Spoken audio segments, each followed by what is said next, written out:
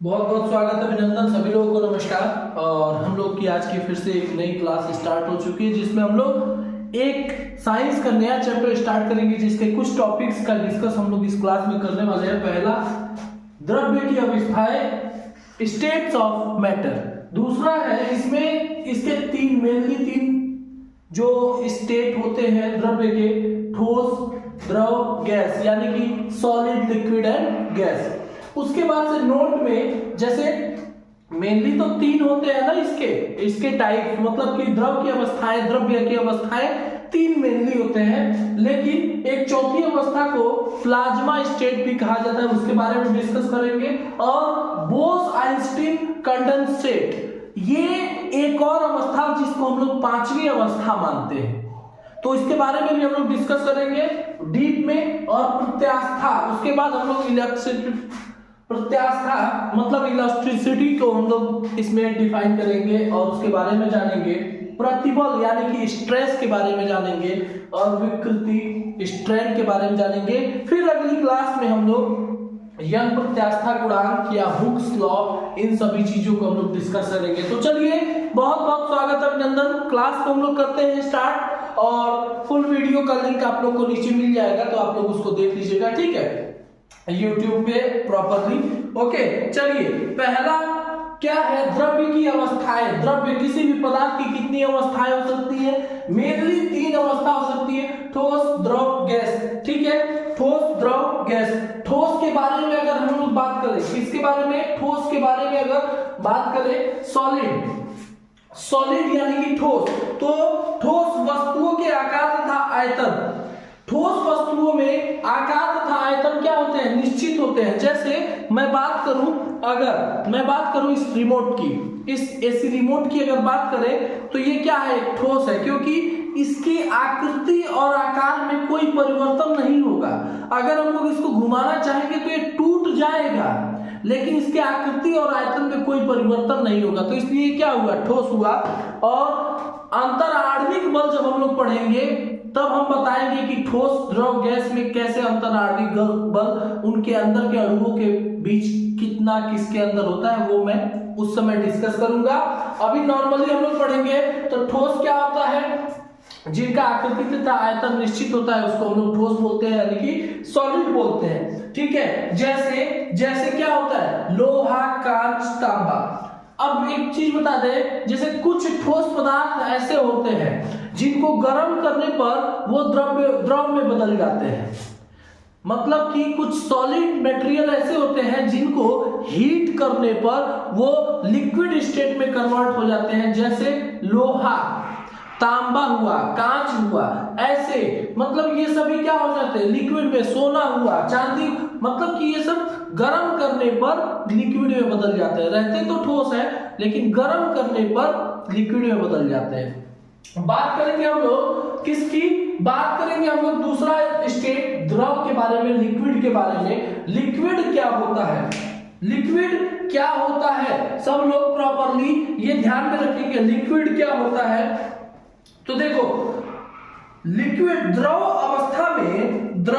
अवस्था में वस्तु का आकार, जो ये द्रव अवस्था है इसमें वस्तु का आकार अनिश्चित होता है, लेकिन आयतन निश्चित होता है। आकार अनिश्चित होता है, आकार चेंज होता रहता है, लेकिन आयतन निश्चित होता है। ठीक है, द्रव के कण अपने आयतन के भीतर हर जगह घूमते रहते हैं, क्योंकि कण निरंतर गति करते रहते हैं, और उसी गति के कारण द्रव क्या है? आपस में ऐसे हिलता रहता है, हमेशा हिलता रहता है। समझ में आई बात? द्रव के कण आपस में अंदर घूमते रहते हैं, इसीलिए वो द्रव हिलता रहता है। ठीक है, समझ में आई बात? द्रव जिस पात्र में, जिस भी बर्तन में रखा जाता है, जिस पात्र में रखा जाता है, वह उसी का आयतन ग्रहण कर लेते हैं, उदाहरण में दूध, पेट्रोल, जल, तेल आदि जितने भी है, ये सभी क्या है? द्रव के उदाहरण है। ठीक है, बात करेंगे गैस की।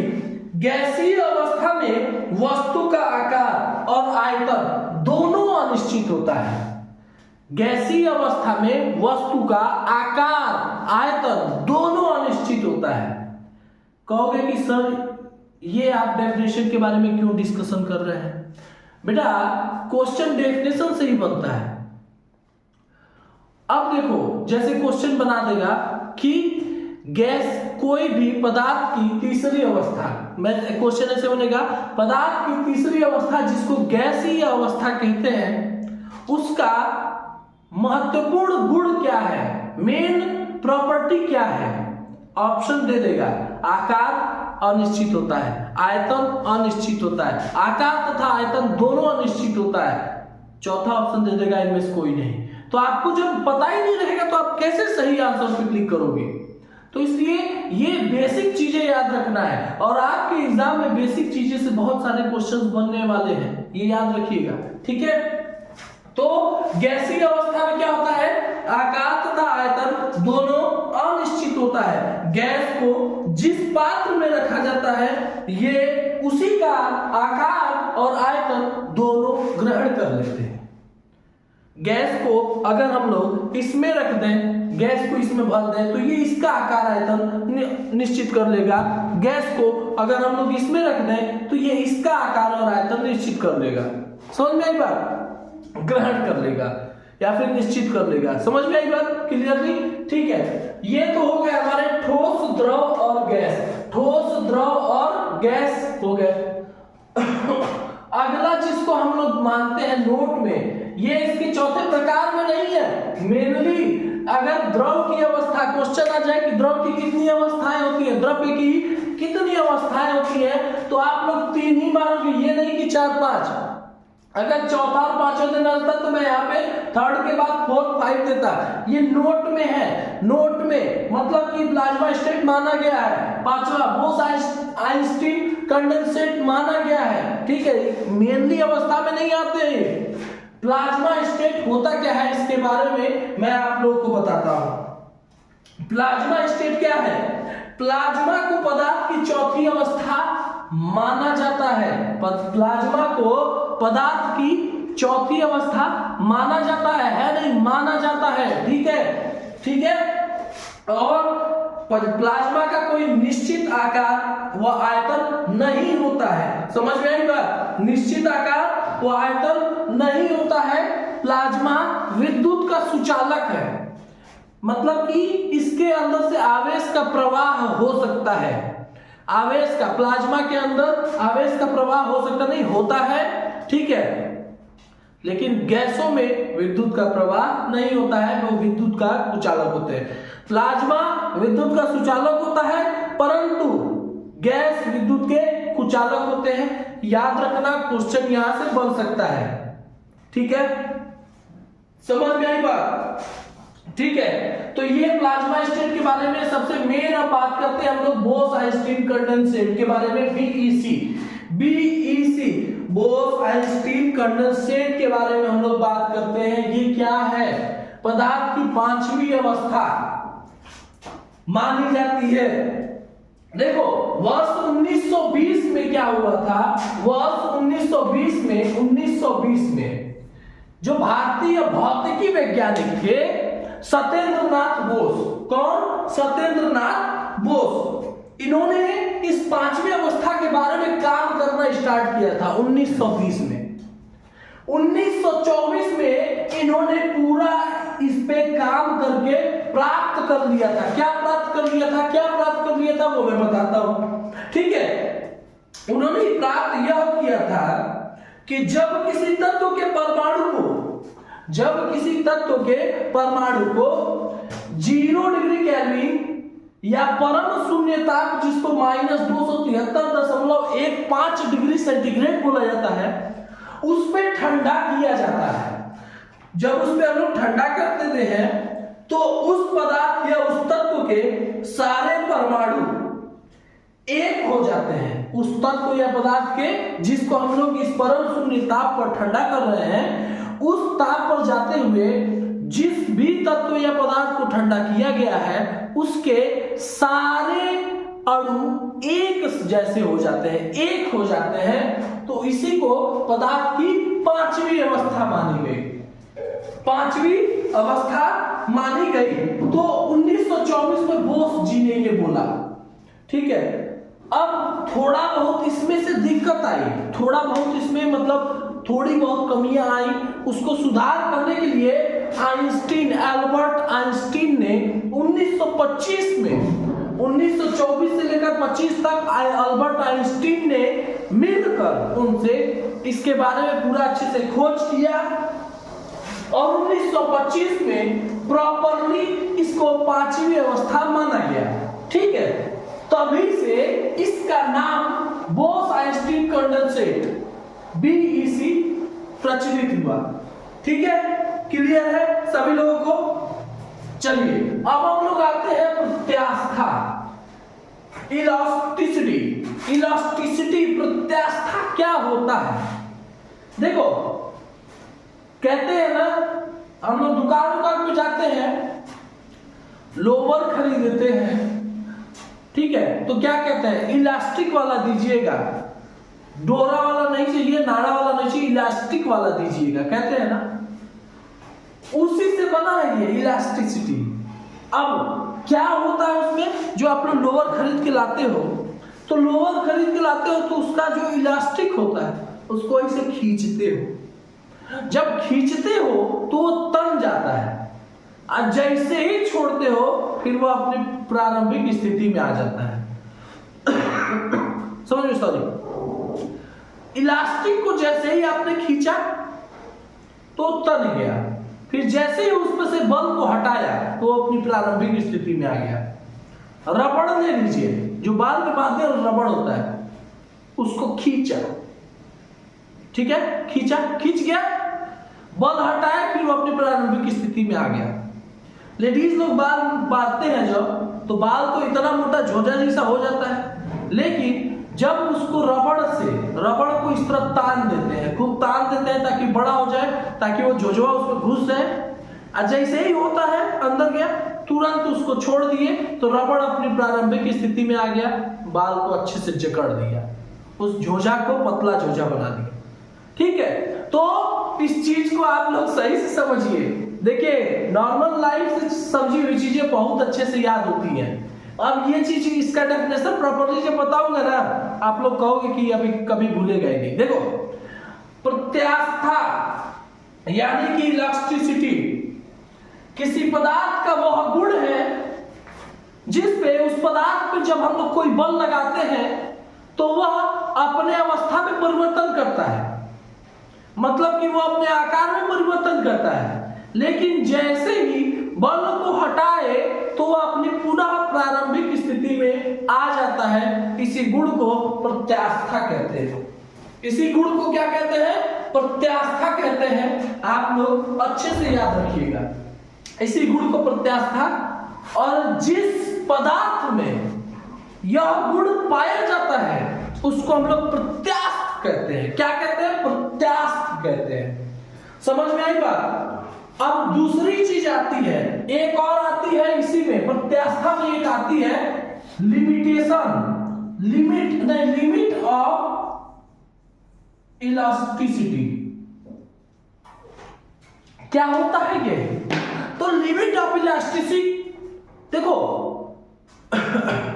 कभी कभी देखे हो लेडीज लोग बाल झोझा को बांधते हुए रबड़ को खींचते हैं, खूब खींचते हैं, सोचते हैं कि एकदम खींच के बड़ा कर लिया जाए। जैसे ही खींचते हैं तो कभी कभी ऐसा होता है कि रबड़ टूट जाता है, तो क्या कहते हैं? लिमिट से अधिक खींच दिए तो टूट गया। समझ में आई बात? कभी कभी ऐसा होता है कि इलास्टिक वाला पैंट पहने हैं, पहन के और बैठे, अब भैया उसका जितना उसकी सीमा होगी उतना ही तक तनेगा ना, तो उसके बाद कहीं इधर से फटा कहीं इधर से फटा। समझ में आई बात? तो किसी भी पदार्थ की प्रत्यास्था की सीमा मींस लिमिट ऑफ इलास्टिक किसी भी पदार्थ की वह तब तक होती है जब, देखो लिमिट क्या होती है? सीमा। प्रत्यास्था की सीमा, प्रत्यास्था की सीमा क्या होती है? किसी पदार्थ पर लगाए गए विरूपक बल, लगाए गए उसके विरूपक बल, वो उसकी सीमा तब तक है जब तक कि उस पदार्थ का विखंडन ना हो। मीन्स सपोज दैट हमने 4 न्यूटन का बल लगाया एक इलास्टिक को खींचने के लिए, तो इतना खींचा। अब जैसे ही 4 से हमने उस बल को 5 न्यूटन किया, वो रबड़ गया टूट। जैसे ही रबड़ टूटा तो उसका सीमा कितना था? उस इलास्टिक की सीमा थी 4 न्यूटन। उस इलास्टिक की सीमा क्या थी? 4 न्यूटन। ठीक है, तो प्रत्यास्थता का गुण और सीमा यही निर्धारित करता है कि किसी पदार्थ का तन्य क्षमता या फिर उसके प्रत्यास्थ होने का कितना कैपेसिटी है। ठीक है, इसके बाद से आता है प्रतिबल। प्रतिबल आता है। प्रतिबल क्या है? जिसको स्ट्रेस हम लोग बोलते हैं। प्रतिबल क्या है? जिसको हम लोग स्ट्रेस बोलते हैं। स्ट्रेस क्या होता है? तो स्ट्रेस होता है प्रति इकाई अनुप्रस्थ काट के क्षेत्रफल पर कार्यकारी आंतरिक प्रतिक्रिया बल ही स्ट्रेस कहलाती है। स्ट्रेस के अगर फार्मूला की अगर बात करें, स्ट्रेस की अगर फार्मूला की बात करें तो प्रतिबल का फार्मूला होता है बल। बल बटे क्या होगा? जल्दी से बताओ आप लोग। बल बटे क्या होगा? तो बल बटे कितना उसका क्षेत्रफल है जिस पे आप लोगों ने लगाया है। तो बल का मात्रक न्यूटन और क्षेत्रफल का मात्रक क्या होता है? जल्दी से जरा कमेंट करके बताइए। तो क्षेत्रफल का मात्रक क्या होता है? या तो मीटर स्क्वायर, नहीं तो सेंटीमीटर स्क्वायर। तो यहां पे हमने बल का ऐसा ही लिया, तो इसका भी मीटर स्क्वायर। तो एक मात्रक इसका ये हो गया, एक मात्रक इसका ये हो गया। और दूसरा मात्रक क्या होगा? दूसरा अगर सीजीएस में लिया जाए तो बल का हो जाएगा डाइन। वो चुनाई वाली डाइन नहीं, डाइन प्रति सेंटीमीटर स्क्वायर। डाइन प्रति सेंटीमीटर स्क्वायर। डाइन प्रति सेंटीमीटर स्क्वायर। ठीक है, उसके बाद से एक इसका और भी होता है। एक मात्रक और होता है जिसको हम लोग बोलते हैं पास्कल। जिसको बोलते हैं पास्कल। ठीक है, प्रतिबल का मात्रक पास्कल। तो ये इतनी चीजें याद रखिएगा। उसके बाद से आता है अगला टॉपिक विकृति, जिसको स्ट्रेन बोलते हैं। स्ट्रेन क्या होता है? स्ट्रेन जल्दी से बताएंगे क्या होता है स्ट्रेन। विकृति क्या होता है? तो यदि किसी पदार्थ पे प्रतिबल लगाने पर, प्रतिबल की अवस्था में या फिर प्रतिबल के परिणाम स्वरूप किसी पदार्थ पे प्रतिबल के परिणाम स्वरूप, स्ट्रेस के परिणाम स्वरूप यदि उस पदार्थ में विकृति आ जाती है, क्या विकृति या विखंडन या जो भी कह लीजिए आ जाती है, तो वस्तु के एकांक आकार में होने वाले तुलनात्मक परिवर्तन को ही विकृति कहते हैं। वस्तु के एकांक आकार में आने वाले तुलनात्मक परिवर्तन को ही विकृति कहते हैं, यानी कि स्ट्रेन कहते हैं। ये आप लोग अच्छे से याद रखेंगे। ठीक है, विकृति का कोई मात्रक नहीं होता है, क्योंकि इसका फॉर्मूला की अगर बात करें तो डेल्टा यल अपॉन में यल। डेल्टा यल अपॉन एल। डेल्टा यल क्या है? तो उसके लंबाई में परिवर्तन। डेल्टा यल क्या है? लंबाई में परिवर्तन। डेल्टा यल मतलब कि अंतिम लंबाई माइनस प्रारंभिक लंबाई और अपॉन में मूल लंबाई। एल क्या है? मूल लंबाई। अब दोनों ऊपर भी लंबाई नीचे भी लंबाई। अगर ये मीटर में है और नीचे भी मीटर में है तो मीटर से मीटर कट गया तो मात्रक कहां से आएगा? दोनों का दोनों लंबाई। तो बस ये याद रखेंगे कि प्रतिबल के परिणाम स्वरूप किसी वस्तु या पदार्थ के में विकृति अगर आ जाती है तो उस समय उस वस्तु या उस पदार्थ के एकांक आकार में हुए तुलनात्मक परिवर्तन को ही उसकी विकृति कहते हैं। ठीक है, तो आज की क्लास में हम लोग इतना ही पढ़ेंगे। अगले क्लास में हम लोग हुक का नियम और यंग प्रत्यास्था गुणांक जैसे कुछ इंपॉर्टेंट टॉपिक्स पे हम लोग करेंगे डिस्कस, यानी कि यंग मॉड्यूलस ऑफ इलास्टिसिटी ये पढ़ेंगे। उसके बाद से हम लोग कुछ इंपॉर्टेंट दैनिक जीवन में दाब के अनुप्रयोग, दाब के प्रकार अगले क्लास में पढ़ेंगे। तो आप लोग अच्छे से क्लास को सब्सक्राइब कर लो, बेल आइकन को प्रेस कर लो, ताकि जब भी मेरी क्लास आए तुरंत आप लोग को नोटिफिकेशन मिल जाए। ठीक है, दृढ़ता गुणांक वगैरह हम लोग अगले ही क्लास में पढ़ेंगे। वायुमंडलीय दाब क्या होता है, परम दाब क्या होता है, गेज दाब क्या होता है। उसके बाद आर्कमिडीज का सिद्धांत के बारे में भी हो सकता है अगले क्लास में ही हम लोग पढ़े। तो बहुत बहुत धन्यवाद, सभी लोग अपना प्यार दिखाइए। नॉलेज अच्छी लगी हो, क्लास अच्छी लगी हो, शेयर कीजिए अपने सभी study related group, study related friend, सभी लोग को शेयर कीजिए। और मिलेंगे आप सभी से अगली कक्षा में। तब तक के लिए दीजिए इजाजत। धन्यवाद। जय हिंद, जय भारत। आप सभी का दिन शुभ हो। Thank you, best of luck.